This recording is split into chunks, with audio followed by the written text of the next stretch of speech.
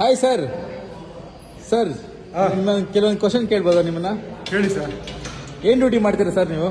Sir ನಾವು police duty ಮಾಡ್ತಾ ಇದ್ದೀವಿ. ಹೌದಾ ಸರ್. ಜಿಮ್ಮು ಹೇಗೆ ಅನಿಸಿದೆ ಸರ್ ನಿಮಗೆ? ಸರ್ ನಮಗೆ ಪೊಲೀಸ್ ಡ್ಯೂಟಿಯಲ್ಲಿ ಬರೀ ಸ್ಟ್ರೆಸ್ಸು ಡ್ಯೂಟಿ ಟೆನ್ಷನ್ನು, ಮನೆಗೆ ಬಂದರೆ ಮನೆಯದು ಸಂಸಾರ ಮಕ್ಕಳದೆಲ್ಲ ಟೆನ್ಷನ್ನು. ಅದಕ್ಕಾಗಿ 1 ಅವರ್ ಜಿಮ್ ಬಂದರೆ ಮೈಂಡ್ ಫ್ರೆಶ್ ಆಗಿರುತ್ತೆ, ತುಂಬ ಆರಾಮಾಗಿರುತ್ತೆ ಮತ್ತು ಎಕ್ಸಸೈಸ್ ಬಾಡಿಗೆ ತುಂಬ ಒಳ್ಳೆಯದು. Sir gold C fitness gym ನಿಮ್ಗೆ ಹೇಗೆ ಅನಿಸ್ತು? ಈ ಜಿಮ್ ಹೇಗೆ ಅನಿಸ್ತು? ಸರ್ ನಾನು ಶಿಡ್ಲಘಟ್ಟದಲ್ಲಿ ಎಲ್ಲ ಜಿಮ್ಮು ನೋಡಿದ್ದೀನಿ, ಆದರೆ ನನಗೆ ಈ ಜಿಮ್ಮು ಲೈಕ್ ಆದಷ್ಟು ಯಾವ ಜಿಮ್ಮು ಲೈಕ್ ಆಗಿಲ್ಲ. ಯಾವ ಥರ ಲೈಕ್ ಆಯ್ತು ಸರ್ ನಿಮಗೆ? ತುಂಬ ಚೆನ್ನಾಗಿದೆ, ನೀಟ್ನೆಸ್ ಆಗಿದೆ ಮತ್ತು ತುಂಬ ವಿಶಾಲವಾಗಿದೆ. ಮತ್ತು ಜಿಮ್ ಎಕ್ವಿಪ್ಮೆಂಟ್ಸ್ ಎಲ್ಲ ತುಂಬ ಚೆನ್ನಾಗಿದೆ ಸರ್.